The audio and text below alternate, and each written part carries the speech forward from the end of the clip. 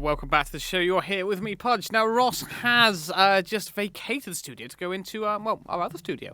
We're going to hand over to him now. Hello, Ross. Enjoy. Hello, Pudge. It's like magic. We're teleported into the TV studio, and I'm here with a very special guest. So, you ready for this? No. So we have heard previously on the show how a career in care can be a rewarding one and an exciting pathway into a world of jobs. Now, someone who knows all about this is CHAOS's Wonder Girl. How's that? That's a nice little... Wonder Girl? Yes, Wonder Girl.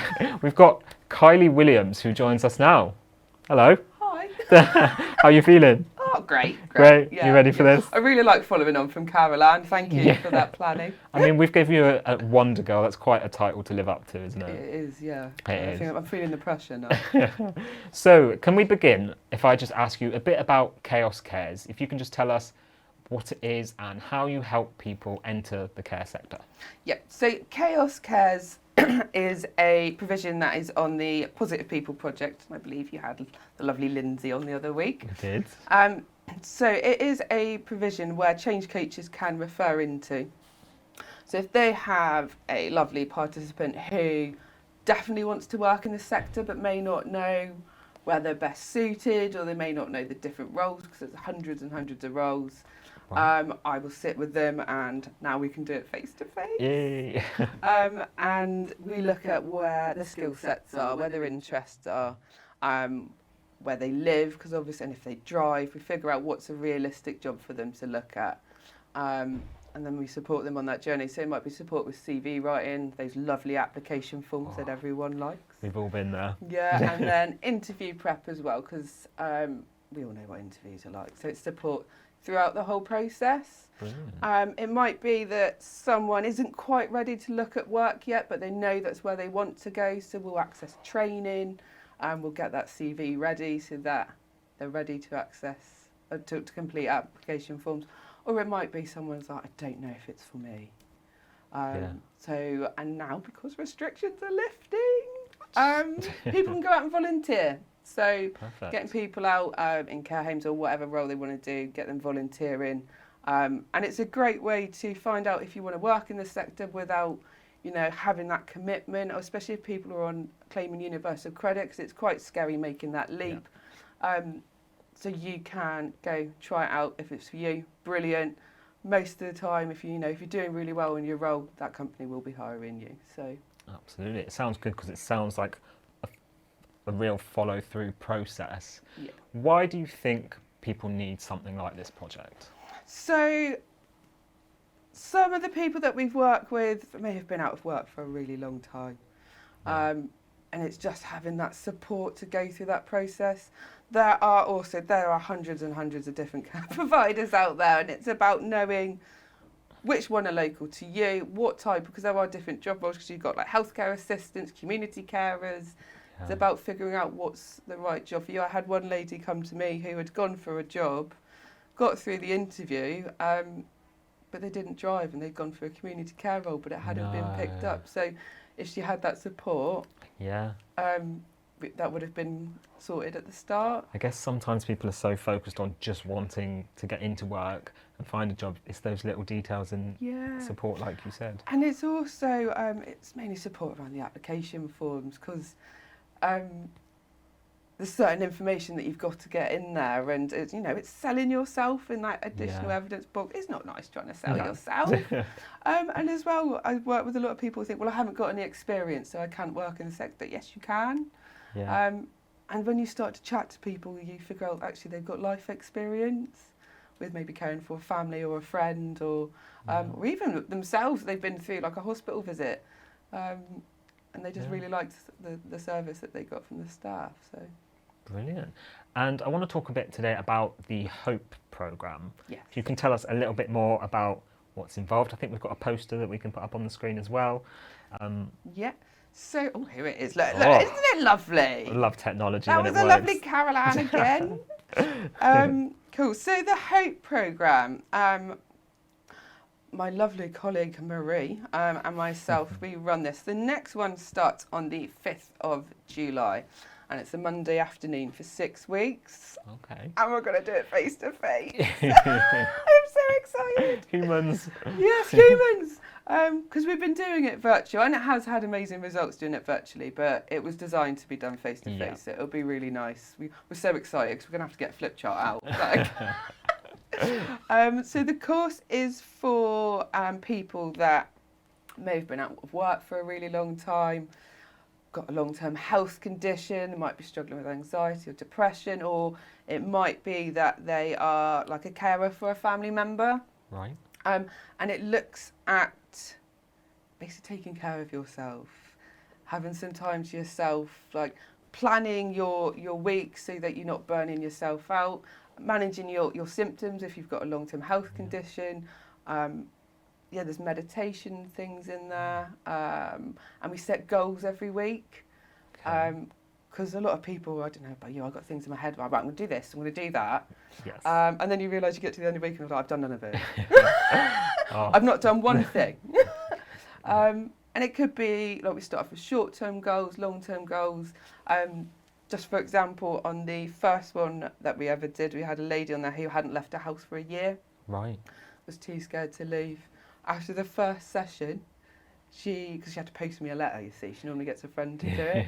She walked to the end of the road to post Amazing. a letter. And by the end of the course, she'd been to Aldi twice. Yeah, she was off out. So it does have amazing results. I like that. A bit of self-care and a bit of confidence boosting as well. Yeah. And it's building up the resilience as well. And I think, obviously, for a lot of people, they've been tucked away for a very long time. Yeah. So it's Me being one of them. Yeah. Building confidence, seeing humans. There will be cake. Oh, sold. Sold. Where do I sign up? It's a brilliant course. So if you want to, you can. Yeah. Anyone else? Give me a call. We've Yeah. got spaces. So we have off camera this morning. We also talked a bit about your. You have a history yourself in care and social roles. Can you tell us what's been one of your favourite moments and whether you have any advice, say someone is looking at joining that workforce? So, favourite moments. I have been trying to wrap my brain. There's so many. That's a hard question, I feel. I think now, obviously the job that I do now, my role is to encourage people and support people to go and work in the sector. And I do enjoy doing that because a lot of people that I work with, sometimes I speak to them, like, they don't think they can work in the sector. And then when they realise they can, they're so overexcited. And I really like how excited other people get about doing it. I'm like, it's just brilliant. It's just nice to be able to support people onto their journey into the sector because, like I said, that there's hundreds of different routes. There's so many different pathways.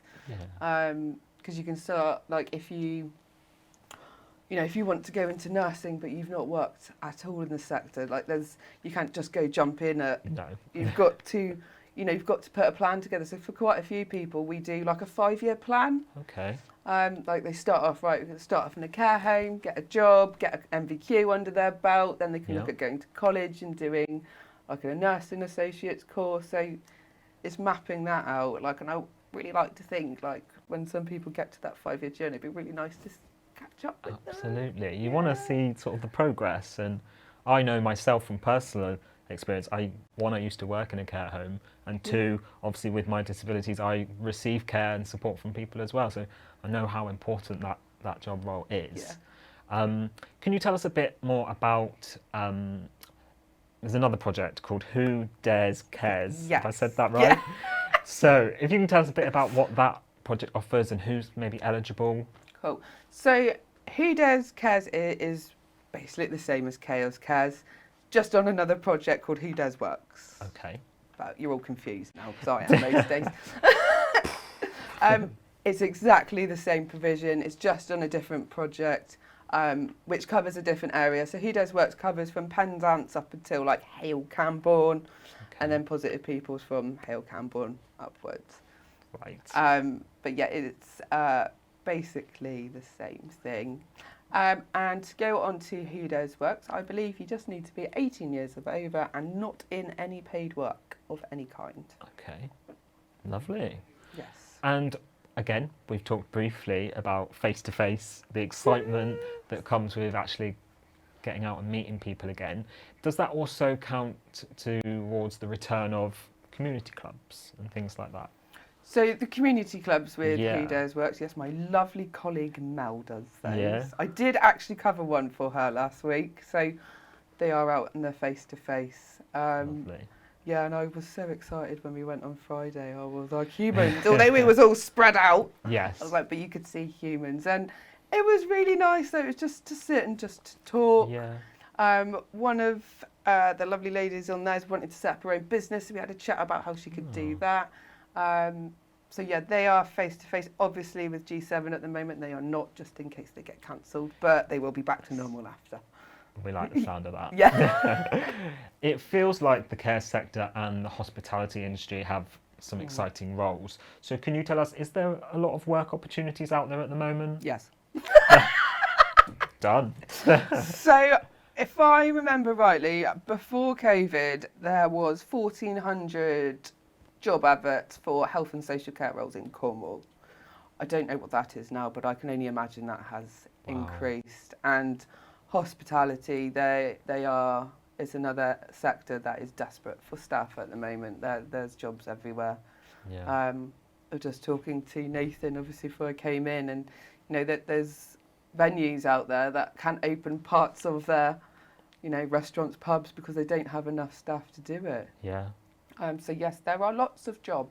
Lots of jobs. Lots. It always annoys me when people belittle the care industry. Yeah. It's always one of those subjects where people might think, yeah, I'll just go and do this, but it really takes a special person to do that. It's not one of those jobs you can just jump in and out of. No, not at all. And I say to people, and they say, I've got no experience. I said, when you go for an interview and you're new to the sector, they're not expecting you to know the ins and outs of how care works. They're looking to make sure you've got the right values.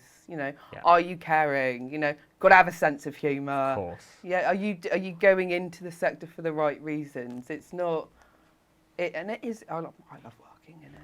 Yeah. Oh, it's awesome. You get to meet some awesome people. Go and do some more. Well, now you can do some awesome things again. But absolutely. Yeah. Oh, brilliant. Well, thank you for coming on today and thank you for having me. Telling us more about what you guys get up to. I think we have a short clip now, and we're going to show you about the Proud to Care programme.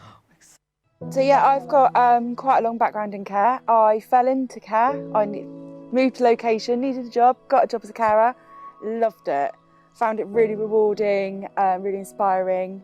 Went on from that to go and do access to nursing. Thought, change my career, go and do some nursing. And then during my access course, I decided, nope, I want to stay in health and social care. So my background then led into doing a degree in health and social care, which led me on to becoming team leaders in care in the community settings, managing teams, supporting people in different aspects of their care and life.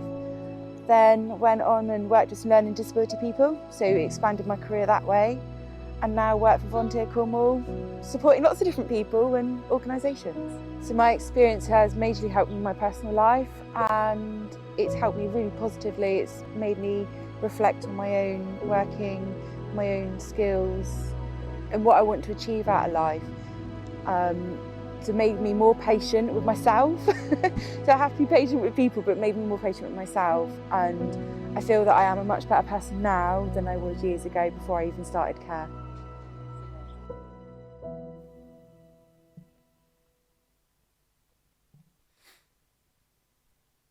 Brilliant stuff there. For more information about CHAOS Cares or how the Who Dares Works project can support you on your journey back to work, you can contact us here at CHAOS on 01872 277 600. That's 01872 277 600. Or you can email positivepeople@chaosgroupcornwall.co.uk. That's positivepeople@chaosgroupcornwall.co.uk.